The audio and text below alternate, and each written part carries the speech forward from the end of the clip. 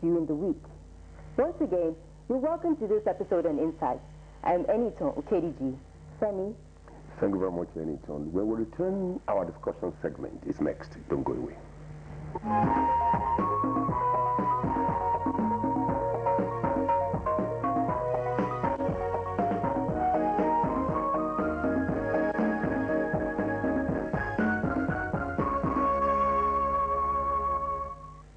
Welcome back. The Presidential Cassava Initiative was greeted with enthusiasm by the majority of Nigerians when the idea was mooted in 2002. Nigerians saw in the initiative the potential for employment generation, foreign exchange earnings, self-sufficiency in food production, as well as reduction of Nigeria's dependence on wheat importation. President Goodluck Jonathan's approval for the commercialization of cassava bread in the year 2011 and subsequent intensive campaign for cassava bread promotion and consumptions by the Minister of Agriculture, Dr. Akinwumi Adesina, were both efforts geared towards saving the country about 254 billion naira per annum. To discuss the promises, the milestones, and the challenges so far in this important government policy are Mrs. Toyin Adetunji, the technical advisor to the Honorable Minister of Agriculture on cassava value chain. Madam, you're welcome to the program. Thank you very much. I also have with me the President of Nigeria Cassava Growers Association, Pastor Segun Adewumi. Pastor, you're welcome to the program. Thank you very much. Yeah. Let me start from the government side. In 2011, Mr. President gave approval for the commercialization of cassava bread. How far are Nigerians embracing this initiative?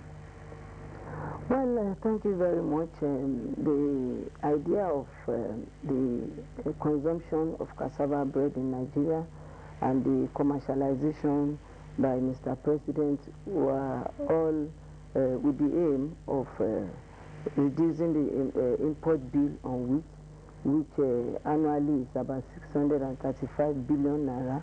And of course, as Nigeria is the largest producer of cassava in the world, Mr. President feels that it is important that we take our comparative advantage, we bring it up and develop the industry. So far we've had the good, the bad, and the ugly. We have Nigerians embracing the product. We've had master bakers also embracing it. We have the flour millers also embracing it, and those are the key stakeholders. And Nigerians generally are embracing it. And then we also, on our part, we are trying to support all the stakeholders in order to promote the product. This is the new product. It's about the economy. It's about the rural development. It's about, most importantly, it's about the taste of the people, which is the challenge. And that's the problem. And that is the problem. It's not easy to change taste. Exactly. It's not easy to change taste, but we are on it. We believe that we'll get there. We have key stakeholders who are supporting us. Thank you very much. Let me go to Pastor Adewumi. Sir, if indeed Nigerians are keen into the initiative, how is it impacting on Nigerian cassava farmers? Yes, it has seriously created the needed market. I used to be a cassava grower for a long time. I do over 1,000 hectares. There was a year when I did over 1,000 hectares and there was no market for it. There was a glut. There was a glut, and the cost of uprooting the cassava surpassed the value of the cassava. So I let them rot. So, but right now, it is the farmer that is the king. They are now approaching. Let me tell you about this cassava. Sounds interesting. Yes. What is required for cassava bread alone from the farmers is about, if it's going to be 20%, it's about 3,400 pounds a day. Even though right now we are able to even produce 1%. So you know it has created this opportunity for farmers to have targeted market. So it's really welcome relief. Okay, thank you very much. Sir, talking about the millers, the flour millers, are they really embracing this concept? Are they, because you have this target of the milestones that were set, it was 10%, 20%, and 40%. Are they complying? Yes, Yes, initially we had issues really with them, but then in the last 1 year... What are the issues you had with them? The issues as we had it in the time of President Obasanjo was that the issues of quality, issues of quantity, which is always recurring when we discuss with the flour millers. But because the government is bent on putting the 20%, it's not going to change, and this is a way of also improving the economy. Also key, in the last 1 year we've had many of the flour millers that are including the high quality cassava flour in the wheat to make the composite flour. We also have, to be specific, we have the Flour Mills of Nigeria that has acquired a cassava processing plant in Ososa, and it's also expanding the plantation of cassava somewhere in Kwara. So this is like people cooperation and collaboration with them to make sure that this our dream come true. We are having a kind of better relationship now than how it used to be in the past. They are accepting it. Yes. And apart from that, what we are also doing in relation to that is to have what we call the compact milling system. This is the smaller size of the giant mills that you find in Lagos. The compact milling system will do about 20 metric tons of composite flour per day. We are going to have about the first 7 of them will arrive soon in the country, and we already have entrepreneurs who are going to take them up as private investments. So this will also mix with the wheat flour and the cassava flour to give us the composite flour that we need to sell to the bakers. Because the whole idea is not to, it's not for the mixing to be done at the baker's level. We want the mixing to have been done at the miller's level, that the baker will just buy a bag of composite flour and do the bread. Okay, now let me go back to the farmer now. There's this fund called Cassava Bread Development Fund, which are meant to be savings from wheat importation. Are farmers benefiting from this fund? Is there any fund for farmers? Yes. Just recently, we are discussing how the fund will benefit the farmers, and they have allocated a sizable part of the fund for the primary production. So it's going to be at the implementation level now, and every farmer, even now, about 29,000 farmers have been identified. So to cluster around the SMEs and those who are going to produce cassava flour. So we plant to, according to the usage of cassava roots for each of these SMEs, because what is scarce now is cassava. Okay. Cassava is very scarce. Why is it scarce? We have land everywhere, arable lands everywhere. Well, you see, the cassava is scarce because the method of production is still crude. We don't have, in the south, we don't have contiguous land where we can mechanize. And you can see when a South African farmer will get 60 tons from an hectare, the Nigerian farmer will get 12 tons. So now, assuming they have the same cost. That is the south. There are 22 states in Nigeria that produce that produce cassava in huge quantity. It's not good for those to be 22. There have been some ignorance in the past. The ignorance that the first cassava was the product of the south. Yeah. So, well, it was widely produced in the south because south ate cassava, cassava. Okay. So now, the period of human consumption is on the southern side. Now, on the upper side, you can grow cassava more cheaply than the south. Okay. So the constraint of weeding the bush that you have to deforest the place, all those things are not in the north. So our member in the north, you grow cassava with almost half of the cost in the south. Yeah. So we are meeting our member in the, and luckily in the north, most of the northern governments are taking key seriously into this cassava issue, and we are just going to tell the cassava program coordinator that these machines should, most of them should come to the north. Okay.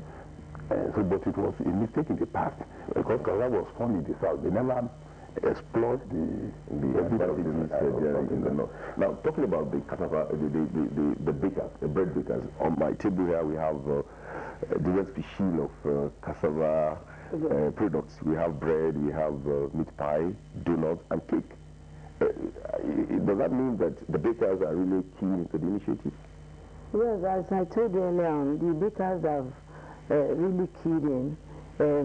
If I can give you a roll down of bakers who are actually into the bread production.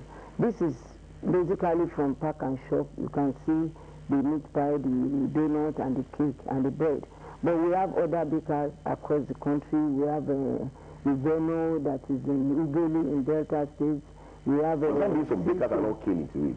You can count on your fingers if those who are keen into it. That means it's not that I can count on my finger. I'm just giving you an example of how it's spread. But basically what we are doing is we have over 450,000 bakers in this country. And then we have embarked on training of the master bakers on cassava bread production. So far we have done just a little above 1,000, and it's going to be a continuous, yes, and it's going to be a continuous program of government. But the intervention here is some of the bakers still would love to have some equipment upgraded. Okay. They would love to have some equipment that to create a marriage between wheat and cassava. Okay. Because adding cassava is another tedious work into the wheat. So majority of them have been asking for upgrade of their equipment. Some want to change may I chip in this at this stage? Just 2 weeks ago last week, Mr. President approved about 9.9 billion naira for cassava bakers, for bakers. Bread Development Fund. Okay. It's the same fund we are talking about. Okay. That same fund is the fund from the youth levy. Okay. Now, the fund is going to address the value chain, the supply chain of cassava bread, from production, as my colleague has earlier mentioned, from the wheat production to processing, and then to the baking aspect, and also to the marketing. Now, he has talked about the production. When we get to the processing is also part of the package. We are going to upgrade the equipment of those who produce the HPCF at the small level and also at the medium-sized level. They are also part of the cassava bread oversight committee. We are going to support them in upgrading their equipment. Some also would like to have some operational capital. We also want to intervene in terms of price support mechanism, like the guaranteed minimum price, particularly for the processors of the high-quality cassava flour. Okay. So along the supply chain, we have the fund that is addressing every aspect of the supply chain. And then at the end, we have what we call the social marketing. As I mentioned earlier, the social marketing is to promote the bread, promote the consumption of the bread within the country, speak to the mind and the conscience of Nigerians that this is it's not about Mr. President, it's not about the Honorable Minister, but it's about us. Yeah. It's about improving our economy.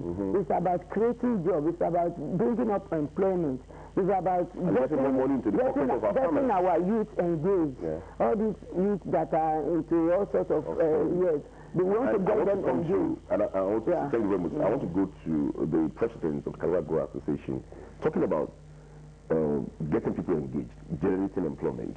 If indeed consumption has increased, and that means you need to produce more, are you trying to woo people? Are you mobilizing more people to go into cassava production? Let me just tell you that the farmers are overexcited because of the new development. They have never had it so good. The opportunity is just not for bread.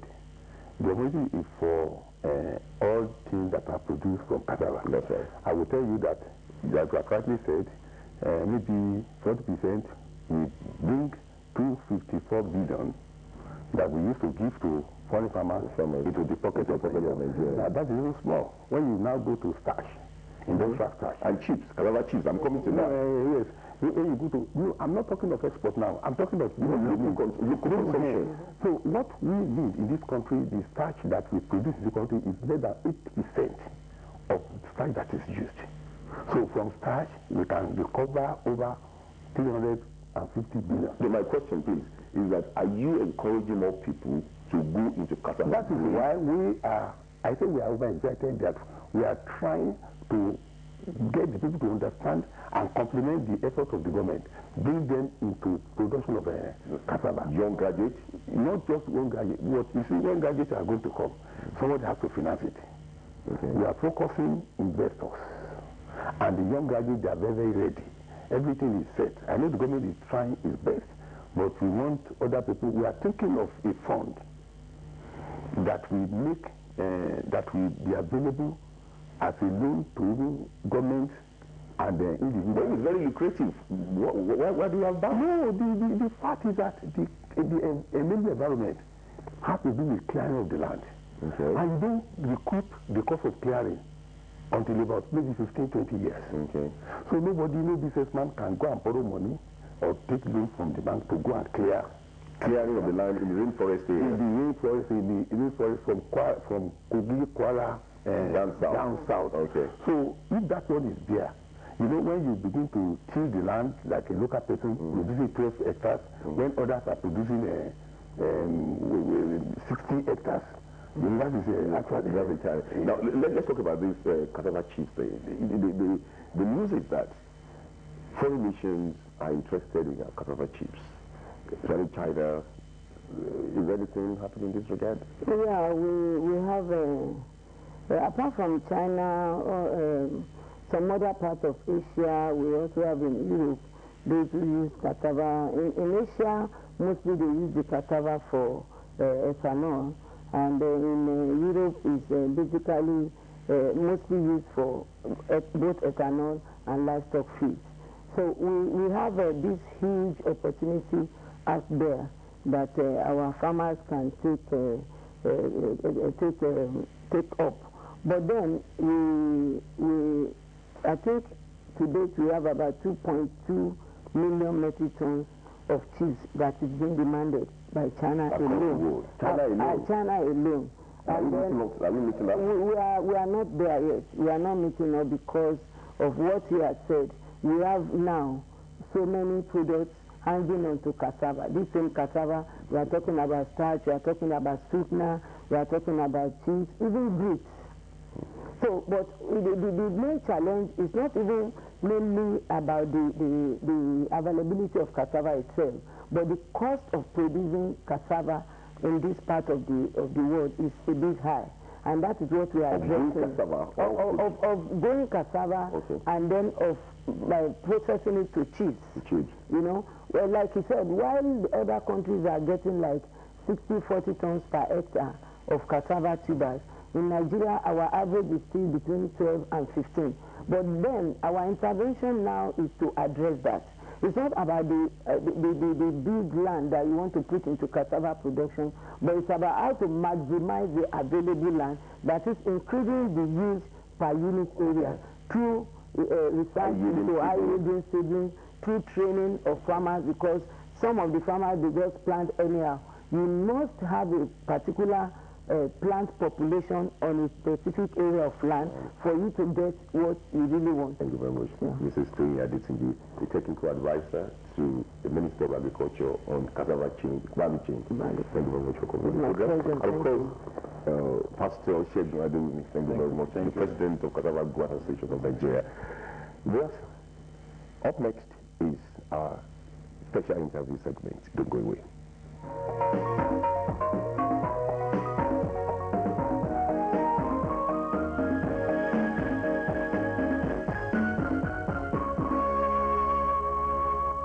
Welcome back.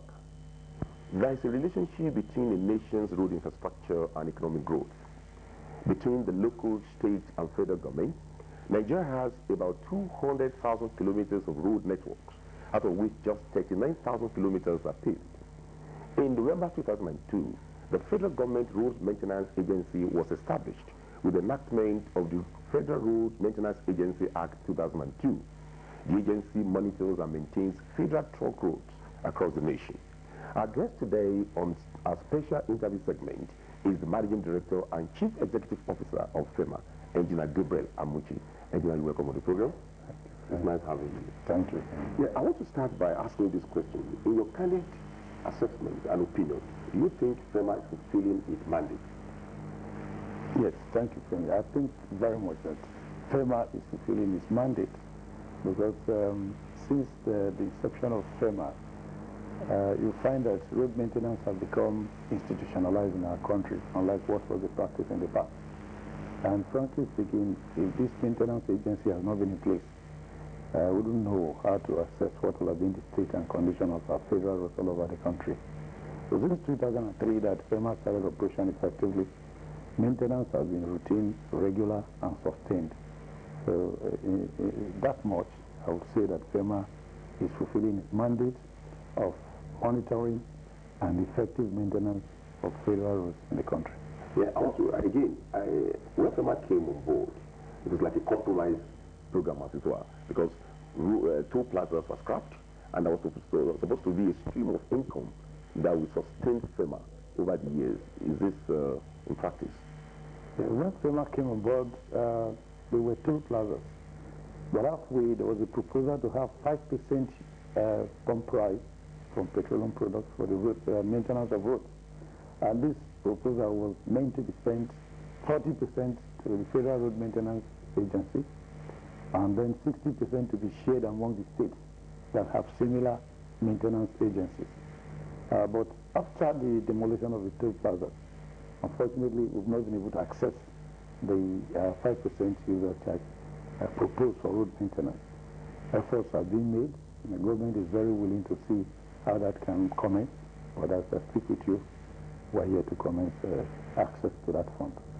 One of the schemes that you introduced since you became managing director and CEO of FEMA is preventive maintenance and road surveillance program. How far have you gone with this? Yes, as soon as we came to find out since the inception of FEMA, maintenance has become something like a stopgap. They were doing a short-term program to recover the roads that were built over 30, 40 years ago that have become very weak and old. So what we did as soon as we took office was to introduce the preventive maintenance program. And this was aimed at ensuring that at every given time, road maintenance programs and activities were sustained on our highways. The corrective approach we inherited was expensive and not effective. Not too effective in the sense that we were waiting at that time for roads actually to fail. And when they have you now intervene, it's more expensive. You would have lost a lot of funds with respect to haulage of goods and services, and you move in, it's costly to reinstate.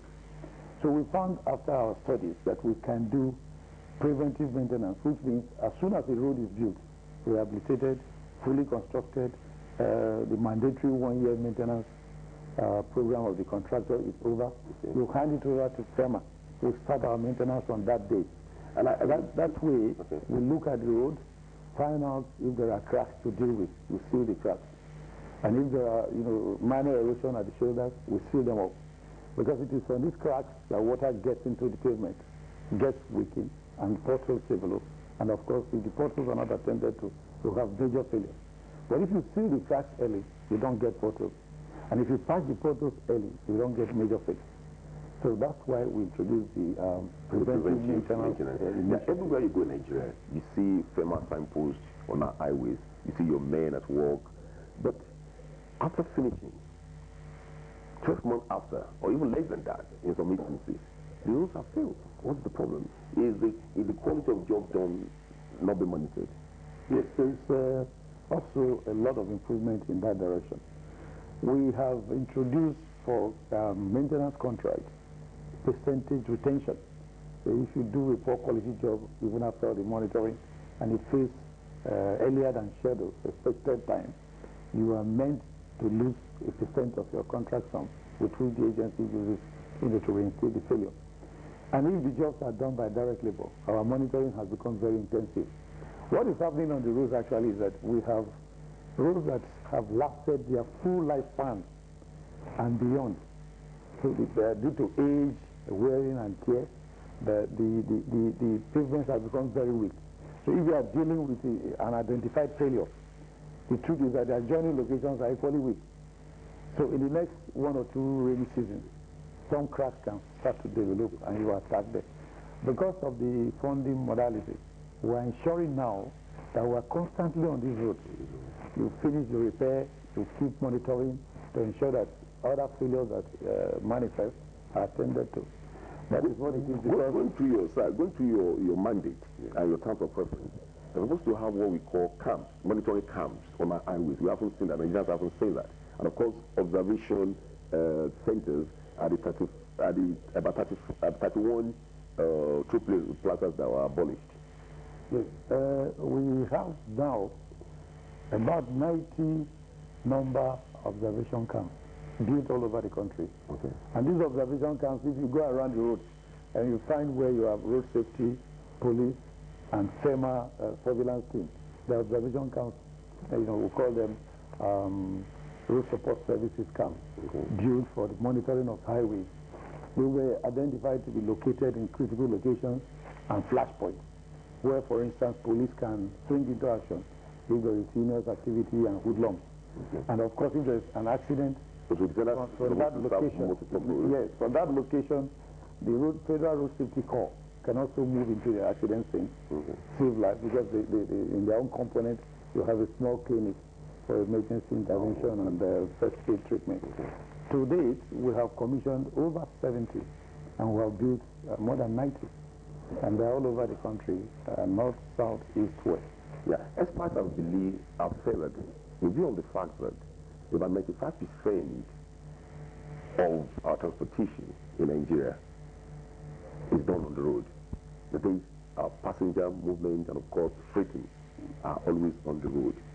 And that we have to move beyond asphalt paving of our roads, that we can embrace concrete paving. Are you thinking along this line? Yes. The concrete pavement we refer to as rigid pavement is more durable, longer lifespan, and costlier. So if you have funds to build concrete pavement at locations where they are suitable, it is the best option. So what do I mean by locations where they are suitable? For instance, on access roads to refineries, because of the spillage of chemicals from the tankers. It doesn't behave well, those spillage of chemicals and petroleum products with bituminous pavement. They cause disintegration and surface loss. But if it is a rigid pavement made of cement concrete, they will last longer and easy to clean. But it costs a lot more to put, cement concrete in place than to put asphalt concrete. But we have started the experimental process of identified routes, trial case, to get some pavements built by the use of cement concrete, after which we put them to maintenance and see how it works. The truth is that the frequent failure is quite related to the fact that most of these routes now require total resurfacing, that which is very, very expensive. And if you don't have all the sums of money to do that collectively and at the same time, you must, like it is in every country, continue with the routine maintenance, regular maintenance, selective repairs that we are doing right now. In every place you go to, every part of the world, when roads are built, you don't walk away. There must be one form of maintenance or the other going on all the time. You don't notice them if failure has not manifested. But it is always like that in developed world, and that's the culture we're imbibing to support the transformation agenda of the President. One of the initiatives that you've introduced is what we call Committee on Surveillance and Action Against Road Abuse. Share that with me. Yes, we also identified that in addition to age, overloading, wear and tear, some road failures we found were caused by human action. For instance, if only in this country you find that Nigerians go to bridge handrails to cut the metal railing to go and weld spoons and what have you. And they expose the bridge railings, keep them open and bare, and travelers run into if unsuspecting them into ditches and even to sometimes jump into the river. So we found that we could no longer tolerate that. Sometimes you get to a very busy federal highway. You find people hawking and trading and all that. Our drainage structures in most urban areas have been converted into refuse dumps. dump refuse, block the drain, and if the drain does not flow and discharge appropriately, of course it blocks the road, and water is the first enemy, you know, of flexible pavement. So we looked at all of that and said, okay, let us make a proposal that was approved by the Council of Works and by the Honorable Minister for Works, that we will begin to develop a joint action against road abuses. That way, we involve the police, the Army Engineering Corps, the Federal Road, Safety Corps, and then the Civil Defense Unit, and the FEMA, and the Federal Highway, to do continuous monitoring of our roads, which is, of course, a part of the mandate of the agency, monitoring. And we identify areas that cause gridlock and clean them up. We also compel trailers to park into the trailer parks of providers. Some of them were concluding, some have been sent. We will finish them and ensure that rather than park trailers along the road and reduce the road capacity, we move them to the trailer park and reduce the likelihood of causing accidents. So that is the excess of the action against road abuses. We want to, surveillance and road abuses. And then the surveillance aspect is that we will begin to know now what is happening on the road early enough, rather than wait and you get a call that the road has severed, people can no longer cross. So we get warning early. We have, emergency lines where Nigerians can call. And the surveillance team identifies likely failure. We intervene early. That reduces the cost, reduces the damage that would have otherwise occurred. Beautiful. Now, talking about your mandate, street light maintenance and bridge maintenance are part of your mandate. What are you doing in this regard? Because when you travel on Nigerian roads, they are in total darkness in the night. That's why night travel is dangerous. What are you doing in this regard? Yes, we have taken a couple of locations for the installation of street lights. For instance, it will be interesting to know that the entire 16 kilometers or thereabouts of Third Mainland Bridge is lit up by SEMA. We have about 4 generating sets providing power. Third Mainland Bridge. Then in Kefi, we have the solar-powered lighting system. Even in along this road to Lokoja, those bridges there that are lit up with SEMA, we have the solar system. We have also the conventional power generator that provides. So the thing is that it also requires sustained maintenance. You must change the bulbs, like on Onitsha Bridge. So lit up by SEMA, we're sustaining the maintenance. So it's in selective locations. We have also experienced vandalization in some places. We install these things like in Benin interchanges. We've provided them. Sometimes the cables are cut. Sometimes the generating sets parts are removed. But with the surveillance system we have put in place, we're monitoring all of that. And of course, partnering with the host communities, letting them know that the property of government is your property. You must help in the maintenance and security. And with these actions we have put in place, we're increasing the chances of getting them on all the time. We are moving into a very busy season. We are moving into the Christmas and New Year season, where most Nigerians will be on the road. Do you have a mechanism in place to ensure that, our roads are fixed before Nigerians start trooping on roads? Yes. Since we took office, we have sustained that culture of ensuring that the entire period of November to January, all SEMA engineers in the field headquarters and the field offices don't go on leave. So and that coincides, the end of year Yuletide period coincides with the construction season, the dry weather. So it favors our construction and repairs. We intensify all our efforts. In fact, towards the end of October, we've had a seminar for all of them, guiding them on the intensive work we have proposed for the year. So as I speak with you, all our patches, we would have about 40 road patches that we acquired on the road, ensuring that potholes are filled, failures are repaired promptly before the heavy movement of people in the December period. Additionally, we have also concluded an agreement to flag off the intensive repair work for 2 weeks that will start from next week all over the country. So what you find now, since the dry season is setting, and that will be sustained January and February, is constant response and intensive and aggressive work on all our federal highways all over the country. So everywhere you go, you find our men on the road. The vegetation control, because it's dry season, we'll conclude the vegetation is not going to grow so fast. filling of cracks, throttle patching and repair of shoulders, bridge handrails. And to talk about bridges, you'll find that sometimes we block a road or two, for 2 or 3 hours, trying to reinstate the expansion gaps that have hitherto been so wide and began to pose danger to road users. You will know that those works are going on. So I've just concluded what we're doing now between Lokoja, that bridge across the Niger. The expansion gaps are wearing off, and we just concluded the repairs. So bridge repair, bridge maintenance, bridge inspection is a continuous integral part of FEMA activities. Okay. And go to your mandate, I saw something that is very interesting. That you also have responsibility for traffic control and, of course, road safety standard. Is that a clash of? Is that not a clash of interest between you and FRSC? No. Well, at this point, I would love to tell you that FRSC has been very effective collaborating with FEMA with respect to traffic control. The thing is synergy. I went on Ajibandele Shagamu alignment, very busy road, and that was 3 weeks ago. And then I told them some of the complaints Nigerians were making that time was that the roads get blocked, and they think each blockage is due to failure. We found that sometimes deliberately people are riding on opposite directions in a dual carriageway. You lose your lane, go head on the opposite lane, unchecked.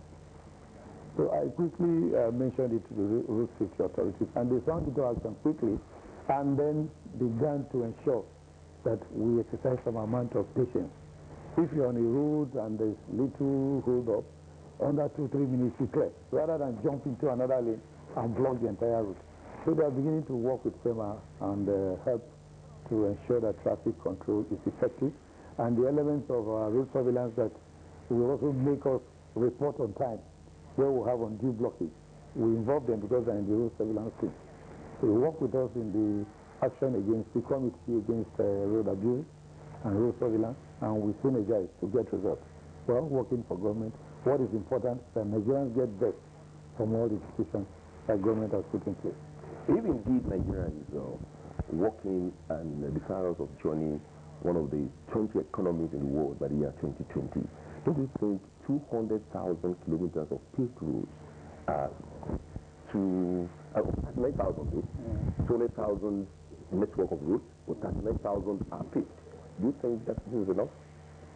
Yes, the road structure is there. The network is already there. What we're doing, and I'm glad to let you know that a lot of these roads are now being dualized, improving vehicular movement and safety. For instance, the alignment from Abuja all through to Lokoja onto Benin. If that alignment that is the center of this country is well paved and dualized, you will see a lot of improvement in travel time and vehicular movement and safety. So we have started the strategic dualization and improvement of all the network of roads. And I'm sure that with this sustained, the way the transformation agenda has been structured, we will get there in 2020. We will at least would have had additional good length of paved roads that are in good motorable condition all year round. Well, support the growth of our economy. Okay, engineer, your mandate is to be on the federal trunk roads. Do you form synergy with state and local government? Yes, we relate with states quite closely, because in the 36 states of the Federation and FCT, we have FEMA offices, and we have in the 6 zones of the country, FEMA zonal offices. When we have jobs to do, we notify the respective commissioners of works, and then the controllers of works of the Federal Ministry of Works. So all of us that are involved as stakeholders in the maintenance and repair and reconstruction or rehabilitation of roads, to work closely together. We live with the state, and at each time we have the Council of Works. You remember that we do this almost yearly. All the commissioners of works and then directors of highways and officers of FEMA meet closely to interact on the best way to handle road maintenance and rehabilitation across the country. So we synergize, we work together. Sometimes you find states having to do with some length of federal roads. They let us know, give the details of what's required, we lay down guidelines, and then they're allowed to do that. So synergize, we work together. Sometimes Commissioners of work call me quite often From state? from state to let me know where FEMA has done very well and where we have challenges. And I also call to tell them to let me know if I have an engineer at the state that is not doing too well, let me know what to do. And that's why all my executive directors, all my management staff are involved in monitoring. They travel every weekend to see what, and each time you go, you look at the chances of seeing the commissioner for work to tell you how we are faring, where we have gaps. Now, beyond Commission of Work, do you have a feedback mechanism where Nigerians can just get back to you that the trains so place and so place, the roads are failing, your contractors are not doing very well, so that when you're in Abuja, wherever you are, you get feedback across the nation. Do you have that mechanism? Exactly. We started that since 2 years that we came on board. We have what we call quick contact lines that we give to you. We show them on your program. Okay. 4 lines that you can call and make reports.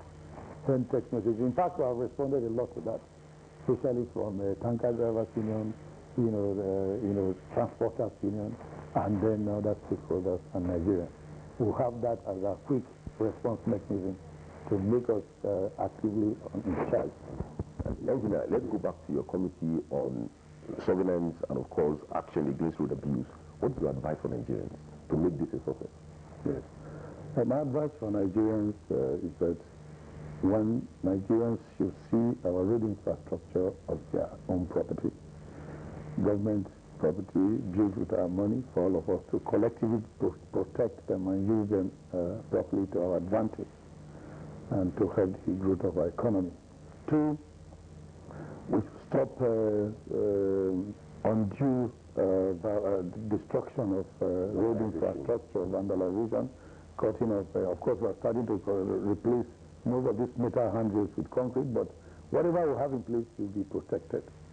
3, the habit of trading on the road and dumping refuse on drainage channels, I advise Nigerians to desist from all of this because the spillover effect is damage to our road that collectively affects all of us. If a road failure leads to an accident, you never know who is involved. And if a road failure leads to lack of movement, movement of goods and services is hampered. So we should begin to look at road infrastructure as our property and own them. We have started the stakeholders joint venture with all the tanker drivers, associations, and of course, the Public Works Department of FEMA, along with Shopee, is mobilizing youths at road corridors close to federal highways for vegetation control and training them to work on desiltation and road repairs. Because this means that everybody has a stake on our road. If your brother is working there, you protect the road because it's your brother's strength. Yes. And we do this to encourage youth who before now don't have anything to do, engage them, give them stipends at the end of the month, and keep them busy, and in the process, train them on the acts of road maintenance, and then keeping our roads safe. Don't you think to make this effective, you need to evolve a policing system that will arrest offenders and bring them to justice? Yes, that is the precise function of the Road Abuses Committee, and that's why I have given you the list of memberships that include the police, and luckily the Nigerian Army Engineers, Chief of Army Staff released that they should join us for effect. So what we're doing now is first campaign, then implementation, and of course the next stage is arrest and trial through the prosecution, through the appropriate authorities. So it's a process of awareness campaign. We'll explain to them the disadvantages and the need to stop it. If you persist and insist on doing the wrong thing, of course, that's apprehended. That's it. Thank you very much. Thank you. Thank you for coming on the program. Thank you very much. That has been Engineer Amuchi Gabriel speaking on the activities of FEMA. Up next is Media Review. Don't go away.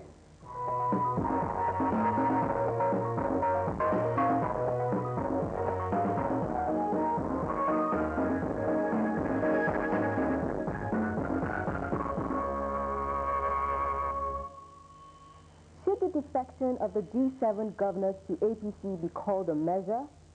Joining me to discuss this and a few other issues is a human rights writer and media analyst, Mr. Emmanuel Owubiko. You're welcome to the Media Review segment, Mr. Emmanuel. Thank you very much. How are you today? I'm good. Great. Okay, let's get right to the first story. On Daily Independent, Wednesday, November 2013. That is the 27th of November 2013. It says here, that's on the headline, G7 governors split over merger with APC. What do you think about the move?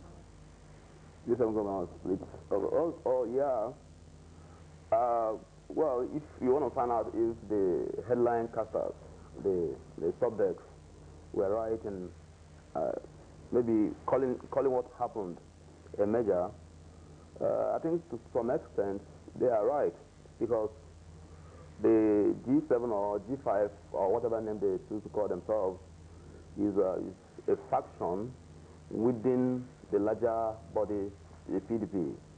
Even though there are cases that have been filed in the courts, and there have been a recent ruling by a federal high court that ordered that on the interim the office of that new PDP should be closed down pending the determination of the suit that was filed by the party's hierarchy.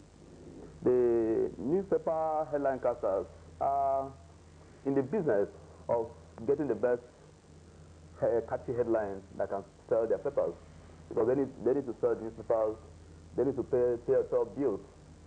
But like within the political context in Nigeria, if a party is not registered, it cannot be said to be merged with another.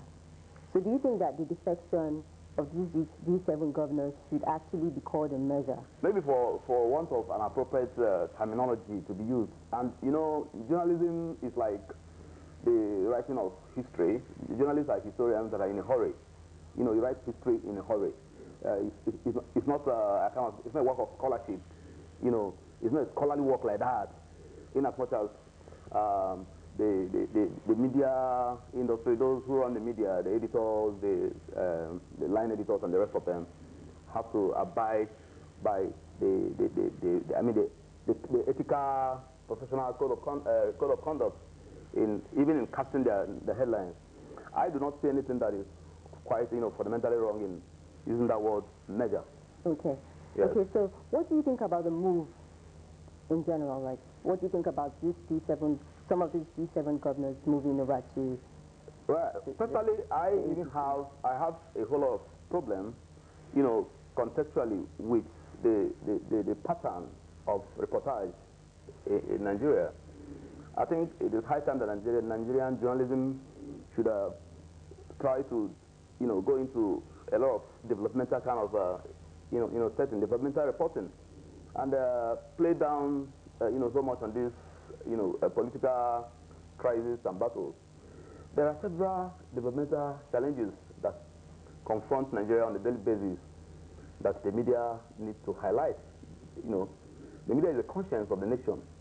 If you watch how the British media operates, all the papers that operate in the UK, the Telegraph, the Sun, and the rest of them, they don't really focus on politics per se. You don't get a cover of Telegraph every day. You get a cover of Sun. You see two of them having the same kind of cover. I think newspapers in Nigeria should also carve a niche for themselves. Papers like Guardian. When I was in the secondary school, I was aspiring to become a journalist. Guardian is known for being scholarly. It's known for being detailed. It's known for being comprehensive. If you want to read a particular story, you can read the story in Vanguard, read the story in Punch. Then there was no this day. You can read the story in other Tribune, you understand, or Champion, or Concord. Then you understand. But if you want to read a detailed story, if you want to know the background to that story, you read the Guardian. But rapidly, most media houses in Nigeria are beginning to lose it. Okay, just talking about the coverage of this story. Yes. So there was a video played on different news channels actually showing these G7 governors in that meeting. That is the G7 governors that were merged. Yes. That moved from... That jumped jumped into cross-carpeted exactly, into, I think that should be the appropriate term, they cross-carpeted. Yes. Former members of PDP have cross-carpeted into APC. But today, some of them have come, this is Thursday now, today some of them have come to say that, you know, they didn't move. They denied that they actually moved from PDP to APC. Yeah, I do not think it's the fault of the editor or the headline, just might cast the headline, or the reporter himself. You know, he was there when the story broke. They were told that these people are going to move from where they used to be. They call themselves New PDP, NPDP. Okay. They now want to move to APC, All Progressive, Do you think Congress. that, you know, the reporters should have gone ahead to interview these party members individually to actually get their opinion or their views? If No, they have actually moved? the new PDP is like, it's a block. You don't need to go to say Governor A, Governor of Sokoto State, Governor of Kano State, Governor of Niger State. Okay, let me even tell you how slippery covering politics in Nigerian media is. Some weeks back, 2 weeks back, or 3 weeks back, a leading national paper that is respected for reporting stories from the angle of the North, Daily Trust, got a scoop, got a very powerful exclusive from the Niger State governor. It was not directly for him, from a competent source that works for the Niger State governor, saying he will not cross carpet to APC. The gentleman who is involved, the Niger State governor, Aliyu Babangida, came up the next day and said he didn't authorize that. But has it not come to happen that the same Aliyu did not move to APC, which means the media was not wrong? If you see a journalist write a report, I don't think any journalist has what his thoughts. We just sit down and cook up a story. You understand? Journalists are respected individually for their scope of sources, how highly competent their sources are. You cease to be a journalist, you cease to be a respected journalist if you don't have sources that can constantly give you stories that will make the front page. You understand? Then if you get such a story, and you get it from a very confident source, a trustworthy source, and you now run it on the front page or page 3. Do you think that some of these headlines are sensationalized? Well, I have said that because of the peculiar marketing situation we have in Nigeria now, because of the fact that there is a dwindling level of advertisement, you know, not too many papers now, too many newspapers attract a lot of advertisements. There are very few papers that are known to always have kind of a harvest of advertisements. So a lot of papers will want to sell, they will want to make up the deficit, what they have lost by way of adverts, by selling their papers through casting very catchy headlines. Okay. Let's go to the second story now on Daily Independent on Tuesday. It said, you know, the plot to link Amechi with fake presidential posters uncovered. What do you think about the story? It was, I think the story was run on page 1 of the paper. Yes, it was. If the story was run on the page 1 of the paper, it shows how that something is amiss.